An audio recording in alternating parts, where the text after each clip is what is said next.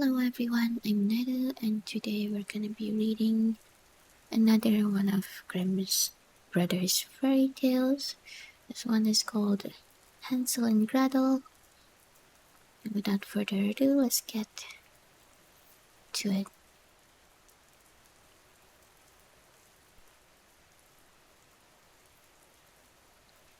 Hard by a great forest dwelt a poor woodcutter with his wife and his two children. The boy was called Hansel and the girl Gretel. He had little to bite and to break, and once when great dearth fell on the land, he could no longer procure even daily bread. Now, when he thought over this by night in his bed, and tossed about in his anxiety, he groaned and said to his wife, "What is to become of us? How are we to feed our poor children when we no longer have anything even for ourselves?" "I'll tell you what, husband," answered the woman. "Early tomorrow morning we will take the children out into the forest, to where it is the thickest. There we will light a fire for them, and give each of them one more piece of bread, and then we will go to our work and leave them alone. They will not find a way home again, and we shall be rid of them." "No, wife," said the man, "I will not do that. How can I bear to leave my children alone in the forest? The wild animals would soon come and tear them to pieces." "Oh, you fool," said she, "then we must all four die of hunger. You may as well plane the planks for our coffins." And then she left him no peace until he consented. "But I feel very sorry for the poor children all the same," said the man. The two children had also not been asleep for hunger, and had heard what their stepmother had said to their father. Gretel wept bitter tears, and said to Hansel, "Now all is over for us." "Be quiet, Gretel," said Hansel. "Do not distress yourself. I will soon find a way to help us." And when the old folks had fallen asleep, he got up, put on his little coat, opened the door below, and crept outside. The moon shone brightly, and the white pebbles which lay in front of the house glittered like real silver pennies. Hansel stooped and stuffed the little pocket of his coat with as many as he could get in. Then he went back and said to Gretel, "Be comforted, dear little sister, and sleep in peace. God will not forsake us." And he lay down again in his bed. When the day dawned, but before the sun had risen, the woman came and awoke the two children, saying, "Get up, you sluggards. We are not going into the forest. We are going into the forest to fetch wood." She gave each a little piece of bread and said, "There is something for your dinner, but do not eat it up before then, for you will get nothing else." Gretel took the bread under her apron, as Hansel had the pebbles in his pocket. Then they all set out together on the way to the forest. When they had walked a short time, Hansel stood still and peeped back at the house, and did so again and again. His father said, "Hansel, what are you looking at there and staying behind for? Pay attention, and do not forget how to use your legs." "Ah, father," said Hansel, "I am looking at my little white cat, which is sitting up on the roof, and wants to say goodbye to me." The wife said, "Fool, that is not your little cat. That is the morning sun which is shining on the chimneys." Hansel, however, had not been looking back at the cat, but had been constantly throwing one of the white pebble stones out of his pocket on the road. When they had reached the middle of the forest, the father said, "Now, children, pile up some wood, and I will light a fire that you may not be cold." Hansel and Gretel gathered brushwood together, as high as a little hill. The brushwood was lighted, and when the flames were burning very high, the woman said, "Now, children, lay yourselves down by the fire and rest. We will go into the forest and cut some wood. When we have done, we will come back and fetch you away." Hansel and Gretel sat by the fire, and when noon came, each ate a little piece of bread, and as they heard the strokes of the wood axe, they believed that their father was near. It was not the axe, however, but a branch which he had fastened to a withered tree, which the wind was blowing backwards and forwards. As they had been sitting such a long time, their eyes closed with fatigue, and they fell fast asleep. When at last they awoke, it was already dark night. Gretel began to cry and said, "How are we to get out of the forest now?" But Hansel comforted her and said, "Just wait a little, until the moon has risen, and then we will soon find a way." And when the full moon had risen, Hansel took his little sister by the hand, and followed the pebbles, which shone like newly coined silver pieces, and showed them the way. They walked the whole night long, and by break of day came once more to their father's house. They knocked at the door, and when the woman opened it and saw that it was Hansel and Gretel, she said, "You naughty children, why have you slept so long in the forest? We thought you were never coming back at all." The father, however, rejoiced, for it had cut him to the heart to leave them behind alone. Not long afterwards, there was once more great dearth throughout the land, and the children heard their mother saying at night to their father, "Everything is eaten again. We have one half loaf left, and that is the end. The children must go. We'll take them farther into the wood, so that they will not find their way out again. So there is no other means of saving ourselves." The man's heart was heavy, and he thought, "It would be better for you to share the last mouthful with your children." The woman, however, would listen to nothing that he had to say, but scolded and reproached him. He who says A must say B. Likewise, as he had yielded the first time, he had to do so a second time also. The children, however, were still awake, and had heard the conversation. When the old folks were asleep, Hansel again stood up, and wanted to go out and pick up pebbles as he had done before. But the woman had locked the door, and Hansel could not get out. Nevertheless, he comforted his little sister and said, "Do not cry, Gretel. Go to sleep quietly. The good God will help us." Early in the morning came the woman, and took the children out of their beds. Their piece of bread was given to them, but it was still smaller than the time before. On the way into the forest, Hansel crumbled his in his pocket, and often stood still and threw a morsel on the ground. "Hansel, why do you stop to look around?" said the father. "Go on." "I am looking back at my little pigeon which is sitting on the roof, and he wants to say good-bye to me," answered Hansel.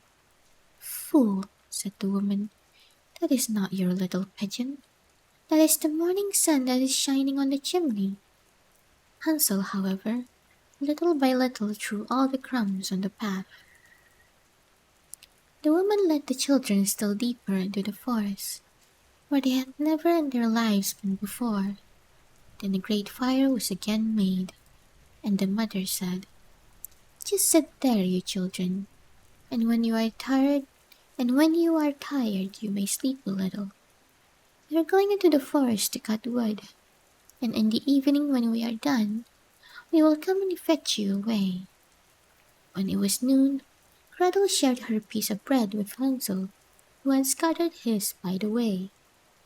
Then they fell asleep and evening passed, but no one came to the poor children.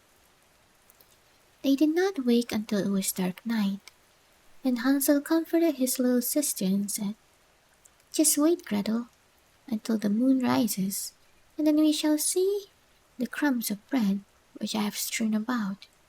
They will show us our way home again." When the moon came they set out, but they found no crumbs, for the many thousands of birds which fly about in the woods and fields had picked them all up. Hansel said to Gretel, "We shall soon find a way," but they did not find it. They walked the whole night and all the next day too, from morning till evening, but they did not get out of the forest, and were very hungry, for they had nothing to eat but 2 or 3 berries which grew on the ground, and as they were so weary that their legs could carry them no longer, they lay down beneath a tree and fell asleep. It was now 3 mornings since they had left their father's house. They began to walk again, but they always came deeper into the forest, and if help did not come soon, they must die of hunger and weariness. When it was midday, they saw a beautiful snow-white bird sitting on a bough, which sang so delightfully that they stood still and listened to it.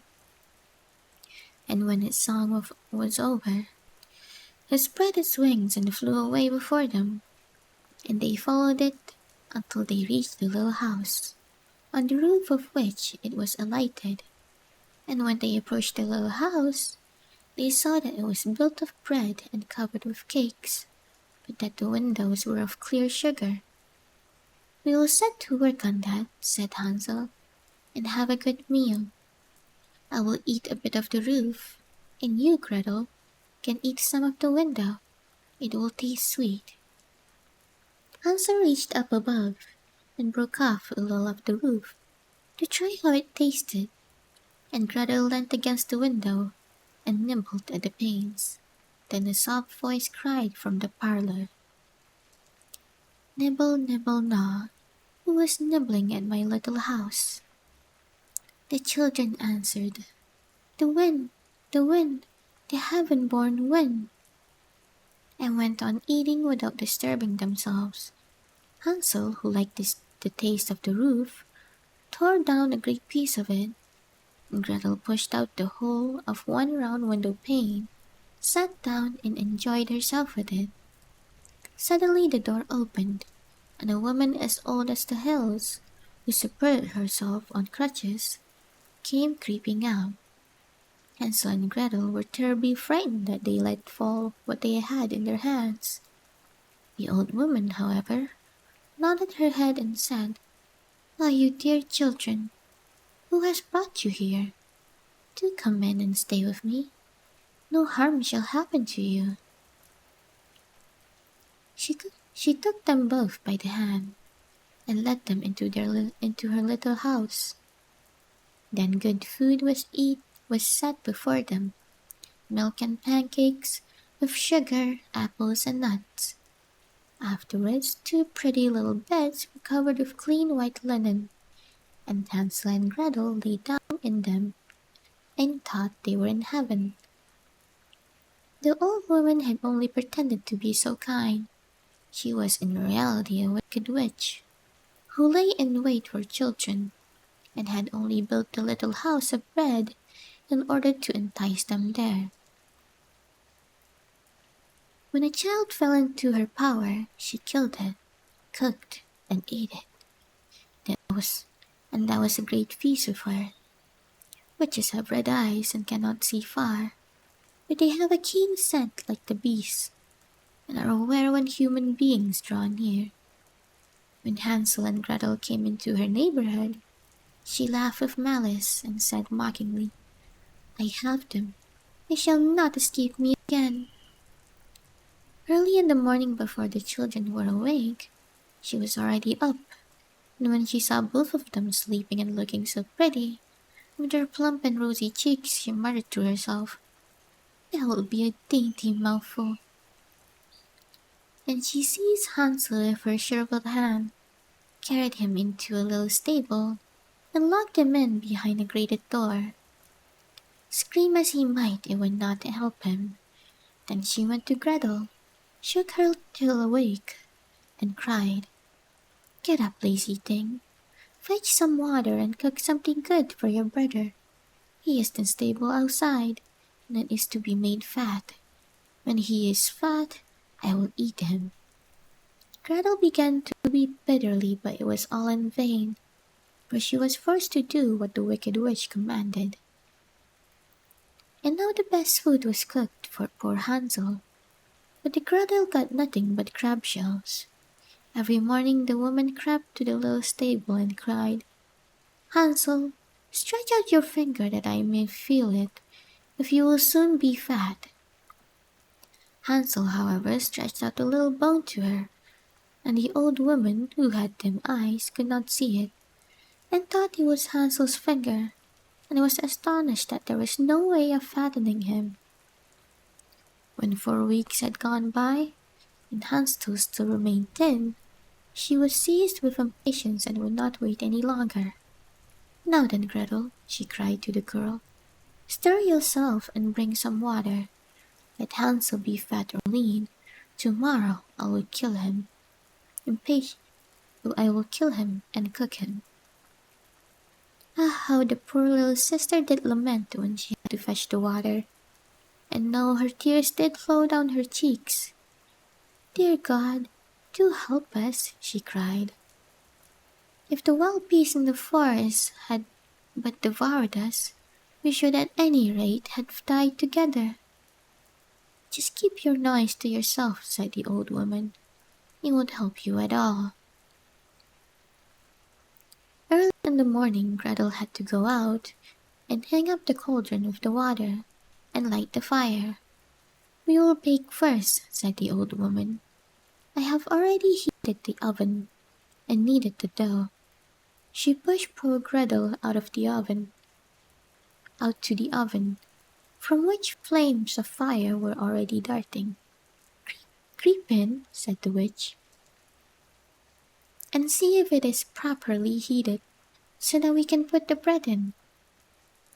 And once Gretel was inside, she intended to shut the oven and let her bake in it, and then she would eat her too. But Gretel saw what she had in mind and said, "I do not know how I am to do it. How do I get in?" "Silly goose," said the old woman. "The door is big enough, just look. I can get in myself." And she crept up and thrust her head into the oven. Then Gretel gave her a push that drove her far into it, and shut the iron door and fastened the bolt. Oh, then she began to howl quite horribly. But Gretel ran away, and the godless witch was miserably burnt to death. Gretel, however, ran like lightning to Hansel, opened his little stable, and cried, "Hansel, we are saved! Hansel, we are saved! The old witch is dead!" Then Hansel sprang like a bird from his cage when the doors opened. How they did rejoice and embrace each other, and dance about and kiss each other. As they had no longer any need to fear her, they went into the witch's house, and in every corner there stood chests of full pearls and jewels. "These are far better than pebbles," said Hansel, and thrust into his pockets whatever could he got in. And Gretel said, "I too would take something home with me," and filled her pinafore full. "But now we must be off," said Hansel, "that we may get out of the witch's forest." When they had walked for 2 hours, they came to a great stretch of water. "We cannot cross," said Hansel. "I see no foot-plank and no bridge." "And there is also no ferry," answered Gretel. The white duck is swimming there. If I ask her, she will help us over. Then she cried, Little duck, little duck, dost thou see? Hansel and Gretel are waiting for thee. There's never a plank or bridge in sight. Take us across on thy back so white. The duck came to them, and Hansel seated himself on its back and told his sister to stick by him. No, replied Gretel, that'll be too heavy for the little duck. She shall take us across, one after the other. The good little duck did so, and when they were once safely across, and had walked for a short time, the forest seemed to be more and more familiar to them, and at length they saw from afar their father's house. Then they began to run, rushed into the parlor, and threw themselves round their father's neck. The man had not known one happy hour since he had left the children in the forest. The woman, however, was dead. Gretel emptied her pinafore until pearls and precious stones ran about the room, and Hansel threw one handful after another out of his pocket to add to them. Then all anxiety was at an end, and they lived together in perfect happiness. My tale is done. There runs a mouse. Whoever catches it may make himself a big fur cap out of it.